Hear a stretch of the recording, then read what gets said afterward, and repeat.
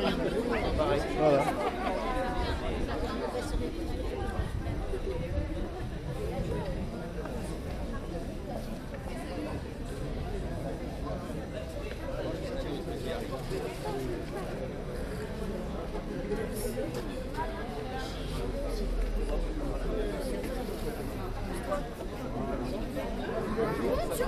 On avancera un peu.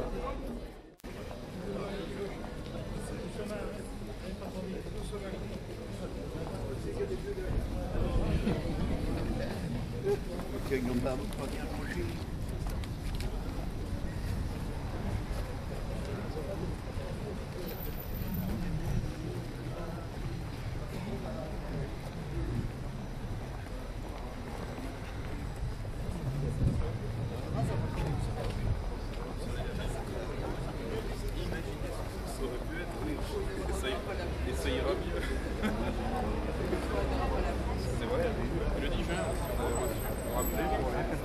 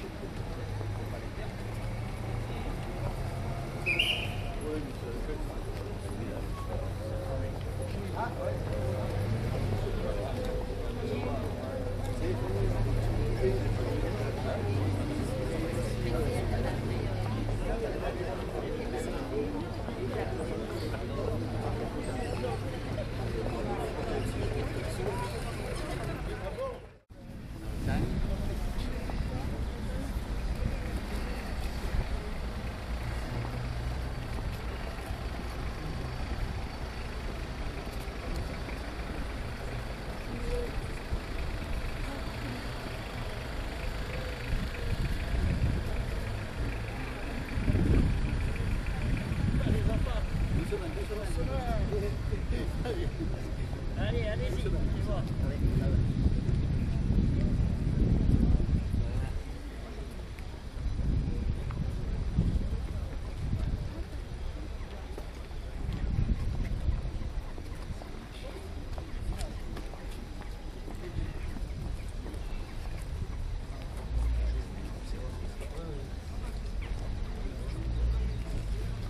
Bon, vous venez ici, vous restez sur le rond. Hein.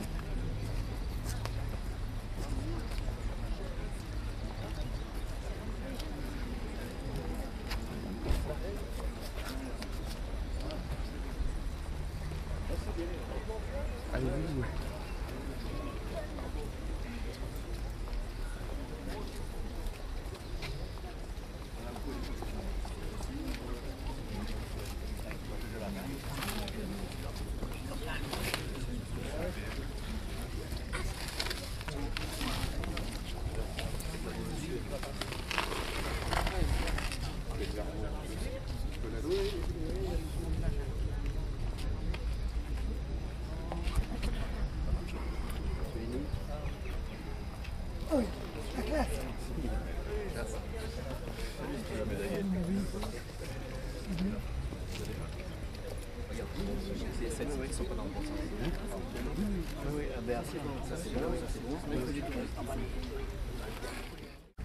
Cérémonie du 26 avril 2015. Nous sommes réunis aujourd'hui pour rendre un hommage solennel aux victimes de la déportation et aux morts des camps de concentration du Troisième Reich et de la guerre 39-45. D'autre part, une évocation des horreurs du XIXe siècle pour que l'oubli ne couvre pas ces abominations passées. La cérémonie se déroulera sous la présidence de M. Claude Haut, sénateur et conseiller départemental, en présence de M. Jean-François Périllou, maire de Vaison-la-Romaine, des élus municipaux, de M. Gérard Guerre, président de la section FNACA, Fédération nationale des anciens combattants d'Algérie, de Mme Nuri, présidente des associations veuves de guerre, des orphelines et orphelins de guerre du Vaucluse et fils de tués, M. Jacques Thor, président de la section des anciens combattants, CATM. M. Albert Dupont, président honoraire de l'Amicale des anciens combattants. M. André Lazare, président honoraire de la section des résistants de Vaison-la-Romaine. M. Michel André, président de la section. De Mme Estelle Bernardilly, professeur d'histoire géo. De M. Claude Rivière, président de l'association France-Afrique. Mme Collin, maire de Saint-Marcelin. Du lieutenant Pascal, commandant le centre de secours de Vaison-la-Romaine. De l'adjudant-chef Roussel, commandant la brigade de gendarmerie de Vaison-la-Romaine. Madame Sophie Rigaud, conseillère départementale.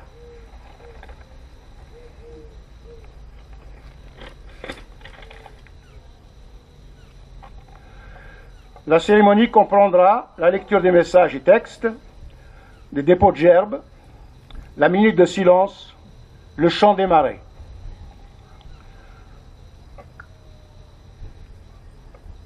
Ouvrez le banc.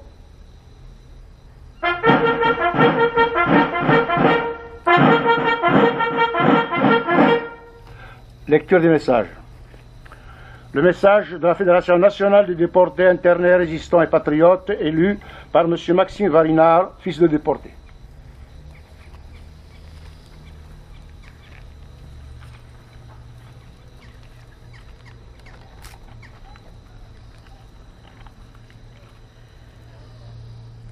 En cette période du 70e anniversaire de la libération des camps de concentration et d'extermination, de la défaite du nazisme et du retour des déportés, nos pensées vont d'abord à tous ceux qui ne sont pas rentrés, victimes de la barbarie des oppresseurs nazis.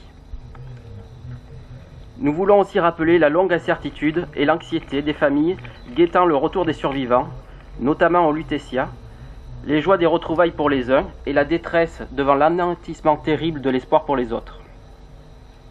Le retour des déportés, que nous commémorons aujourd'hui, a symbolisé la défaite de la déshumanisation pratiquée systématiquement par les nazis et le triomphe de la liberté et des valeurs fondatrices de la civilisation.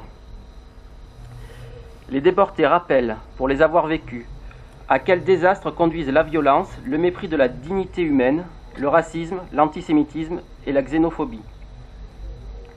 Au lendemain des événements tragiques qui ont durablement ébranlé la conscience collective au mois de janvier dernier et réveillé nos sentiments patriotiques, nous voulons dire notre attachement à la République et à l'unité nationale. L'oubli, la banalisation de l'horreur et de la violence, l'instrumentalisation de la peur et le rejet de l'autre sont les dangers réels qui menacent nos sociétés.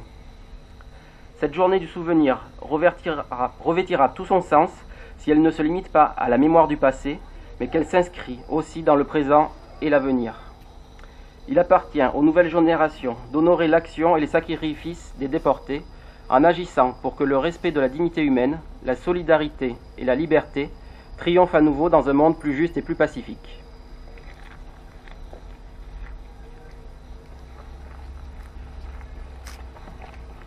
Merci. Message de M. Jean-François Périou, maire de Vaison-la-Romaine.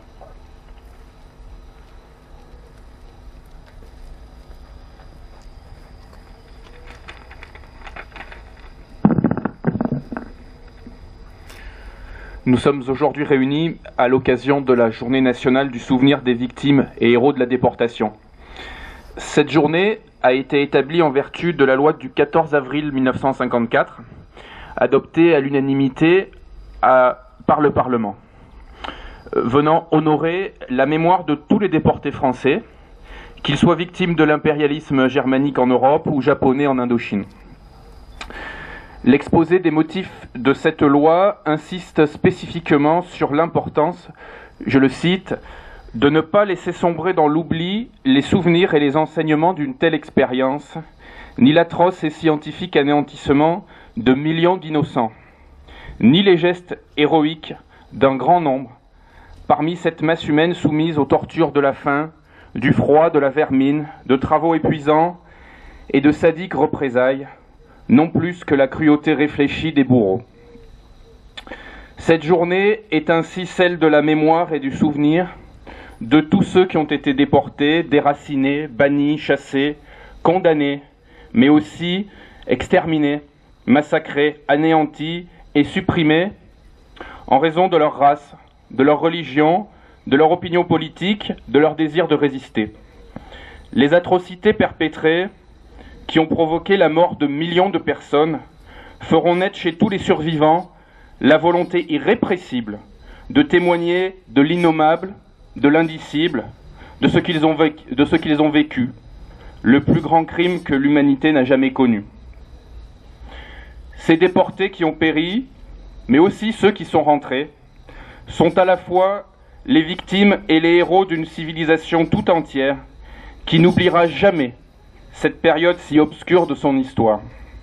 Il s'agit là de notre devoir commun, un devoir de mémoire que les valeurs de liberté, d'égalité et de fraternité qui nous unissent et constituent aujourd'hui le socle de notre République soient éternellement plus fortes que les différences qui nous séparent.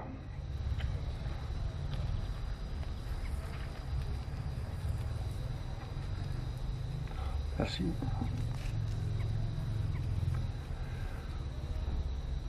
Texte rendant hommage aux déportés résistants, élus par 3 arrière-petits-enfants de déportés. Anaïs, Laurie, Raphaël. En place.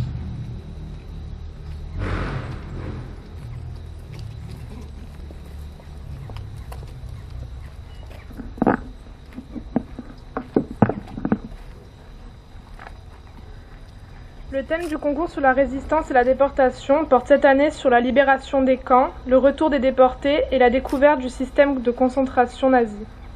Il commémore les 70 ans de la libération des camps. Dans ce cadre-là, j'ai choisi de vous lire un témoignage, celui de Madame Le Roland-Lenoir. En ce qui nous concerne, après avoir traversé Linz, qui me parut très pittoresque avec ses vieilles enseignes de magasins, nous avons roulé à travers les montagnes enneigées et entre les vergers de cerisiers en fleurs. Ma pauvre compagne avait bien eu raison de me dire que je sortirais de ce camp pour manger des cerises. La nuit tombait et nous étions toujours en Autriche. Pour dormir, on nous installa dans un camp de jeunesse garni de chalets. Contrairement à ceux de nos camps de concentration, on pouvait y coucher seul sur une paillasse. Lorsque nous arrivâmes, ma mère et moi, il n'y avait déjà plus de lit libre. Il nous restait le plancher sur lequel nous nous étalâmes avec délice, n'ayant pas pu prendre nos aises depuis de si longs mois. Nous nous endormîmes comme des bébés et ne fûmes réveillés le lendemain matin que par la distribution d'un merveilleux café au lait. On repartit ensuite vers la Suisse. Entre-temps, on nous avait donné à chacune un colis Croix-Rouge contenant du chocolat, du sucre, etc. Mais surtout une boîte d'1 kilo de cornets de bif. Je proposai à ma mère de ne pas entamer l'un des colis, mais elle refusa. Chacun pour soi, disait-elle. Et pour son malheur, elle réussit à ouvrir sa boîte de viande déshydratée et à la manger à pleine main. J'eus beau lui dire que cela était dangereux, elle ne m'écoutait pas, ce qui lui valut d'avoir le scorbut en arrivant à Paris où elle faillit mourir. Arrivés en Suisse, on nous fit déshabiller et sous la douche, nous fûmes étriés comme des chevaux par de robustes infirmières suisses munies d'une brosse en chien-dents et de savon. Pas très agréable comme accueil. Le soir, on nous servit une mince tranche de pain blanc et une bouillie genre Nestlé pour bébé. Déception. Nous avons couché à terre dans la paille qu'avaient occupé les convois précédents. Le lendemain, nous sommes passés à table et, ô merveille, les serveuses suisses avec leurs bonnets et leurs tabliers blancs, après nous avoir servi un potage bien chaud, apportèrent en bout de table une énorme marmite avec une jardinière de légumes. Ce fut un immense cri de joie qui jaillit de nos maigres poitrines. Devant cet enthousiasme, les serveuses remplissaient les assiettes en pleurant d'émotion. C'était un très émouvant souvenir. On pouvait sortir ensuite dans une espèce de cour séparée de la rue par un grillage dont nous ne pouvions pas nous approcher. Les gens dans la rue s'arrêtaient pour nous parler. Une dame d'un certain âge parlant longuement à ma mère, puis partit en courant pour revenir nous lancer des pommes. Des gens lançaient aussi des cigarettes ou d'autres choses. Les autorités nous ont permis d'envoyer un télégramme à nos parents pour avertir de notre arrivée. Ma mère l'adressa à mon père et j'envoyai le mien aux parents de mon fiancé. Sommes ressuscités, à bientôt, Chounette. Le 19 avril 1944, 25 maquisards du secteur de Vaison-la-Romaine sont arrêtés par les forces allemandes et la milice suite à une dénonciation. Après des interrogations musclées, 18 seront libérés faute de preuves. de nouveau interrogés et torturés par la Gestapo à la prison de Sainte-Anne d'Avignon. Nos 7 compagnons sont condamnés à mort puis transférés au Baumette pour être fusillés. Les Allemands apprennent que Marseille allait être bombardée. Ils évacuent la prison et nos 7 compagnons sont entassés dans des wagons avec d'autres prisonniers. Le voyage dura 2 jours, rien à boire, rien à manger. Arrivés au camp de Royelieu à Compiègne, ils transisteront quelques jours sans savoir ce qu'ils allaient devenir. De nouveau embarqués à plus de 100 dans un wagon à bestiaux avec une boule de pain et une portion de margarine, le voyage dura 3 à 4 jours. Le train s'arrête, les portes s'ouvrent, les cris des SS, les chiens qui aboient et mordent, les coups qui leur tombent dessus. Bienvenue à Neuengamme, dans le monde concentrationnaire. Nous, les descendants et membres de leur famille, voulons leur rendre hommage pour le 70e anniversaire de la libération des camps de concentration. Mais nous avons aussi une pensée particulière pour toutes les personnes qui, par leur détermination, leur courage face à l'occupant et le sacrifice de leur vie, nous permettent de profiter de la liberté et de la joie de vivre. Nous, les descendants, et vous tous réunis en ce jour de commémoration, faisant tout pour que la flamme du souvenir jamais ne s'éteigne et que les générations futures sachent qui étaient ces personnes qui ont tant sacrifié pour notre liberté. Ne les oublions pas.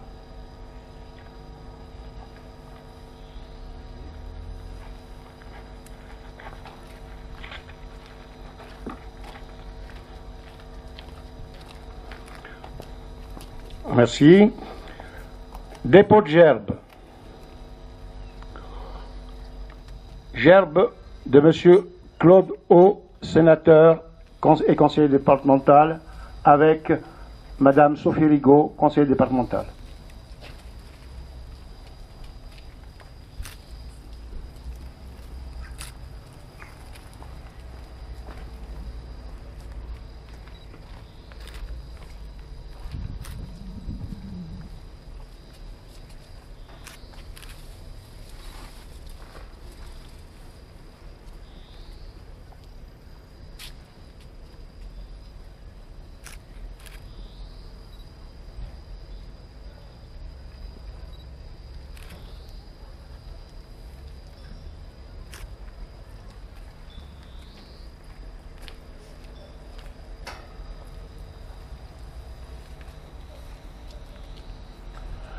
Gerbe de la mairie de Vaison-la-Romaine par M. Jean-François Périoux, maire.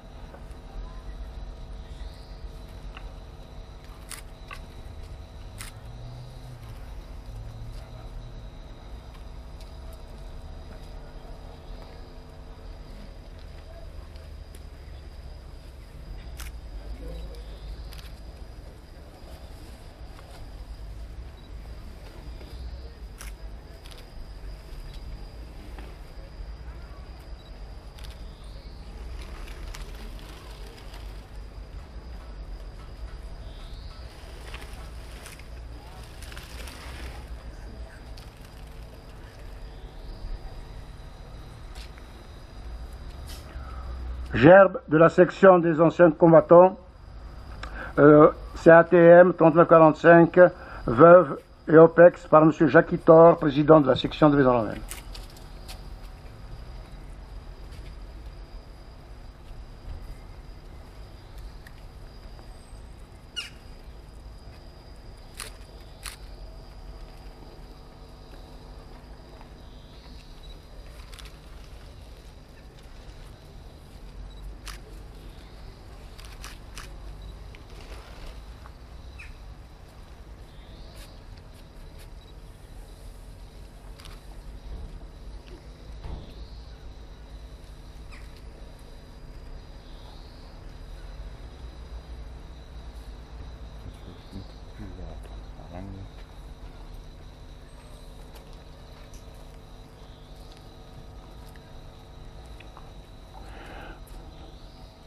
Gerbe de la Fédération nationale des déportés, internés, résistants et patriotes par Mlle Alice Varinard et Mlle Laura Tramier.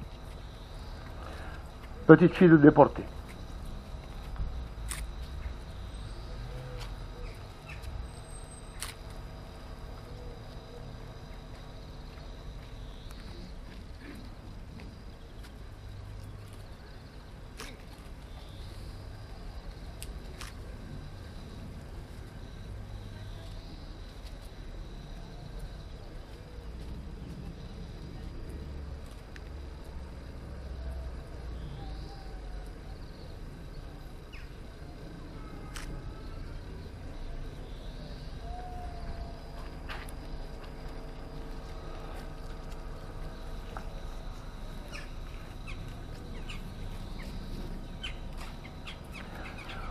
Gerbe du maquis Vasio par M. Andrea Lazare, résistant, et M.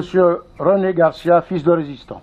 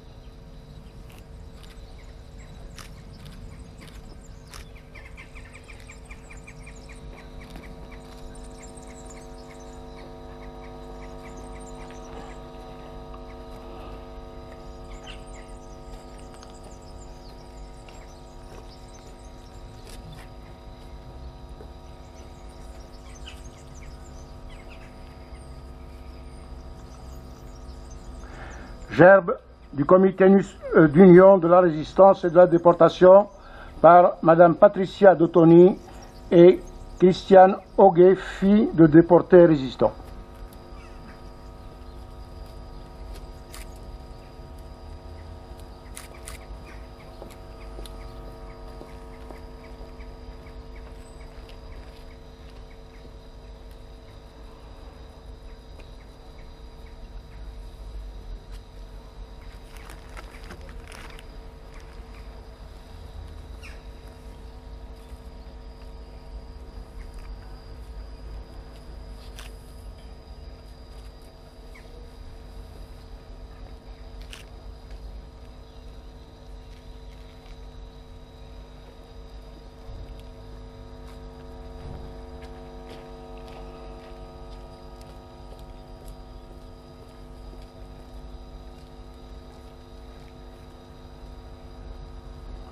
Gerbe de l'Union nationale des associations des déportés internés et familles de disparus par Mme Monique Nury, fille de résistant, et M. Pierre-Henri Bresse, petit-fils de résistant.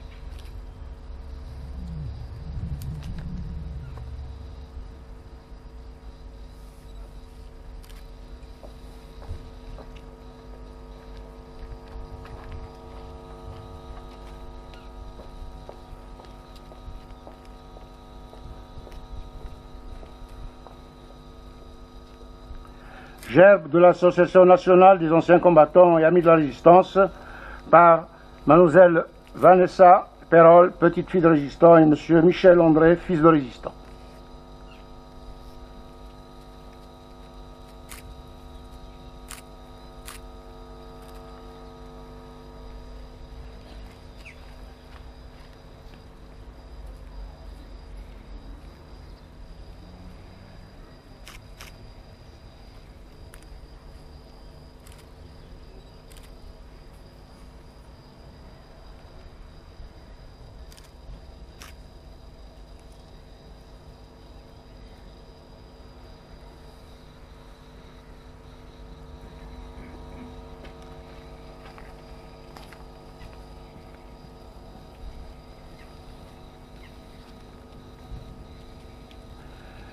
Gerbe de l'Association nationale des titulaires du titre de reconnaissance de la nation de Cavalère-sur-Mer par Mme Patricia Dottoni, M. Bernard André, fille et fils de déportés résistants.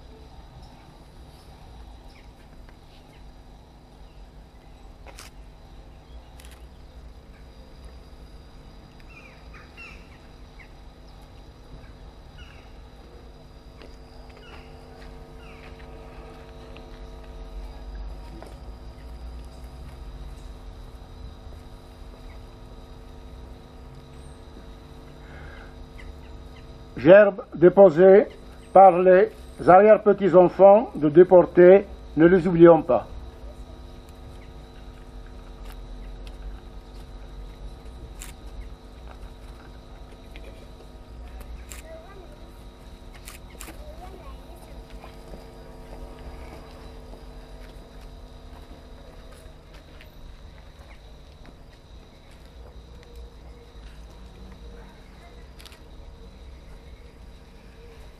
Attends, je m'occupe.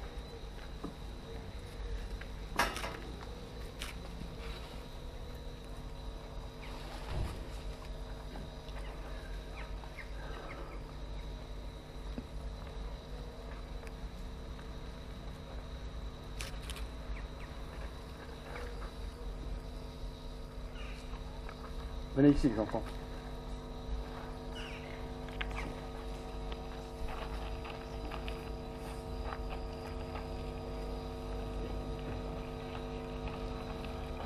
Avant d'observer une minute de silence, nous allons procéder à l'appel des déportés de maison à la mer.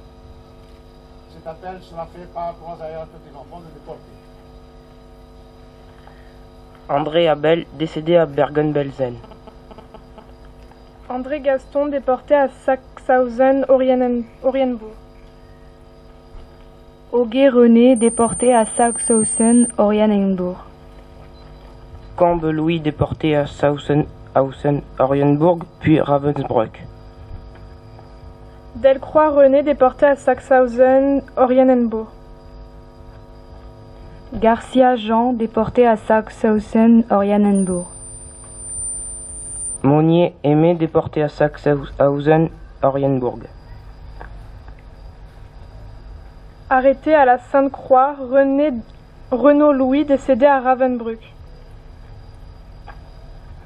Hommage André, déporté à Bergen-Belsen.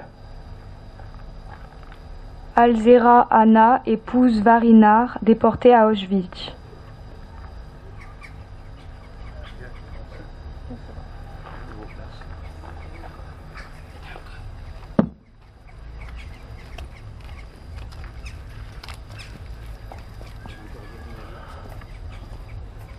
Fermez le banc.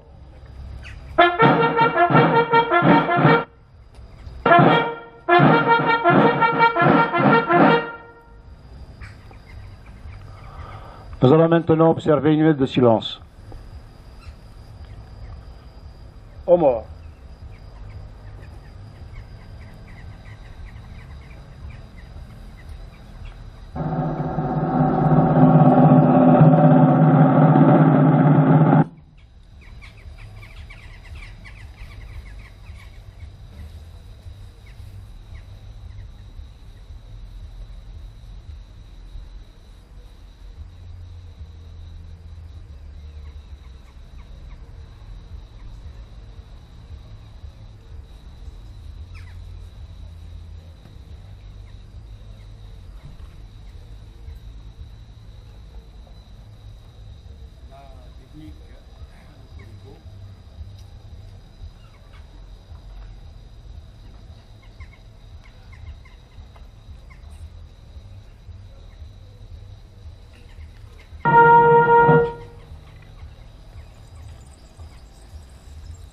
Dans la chaise.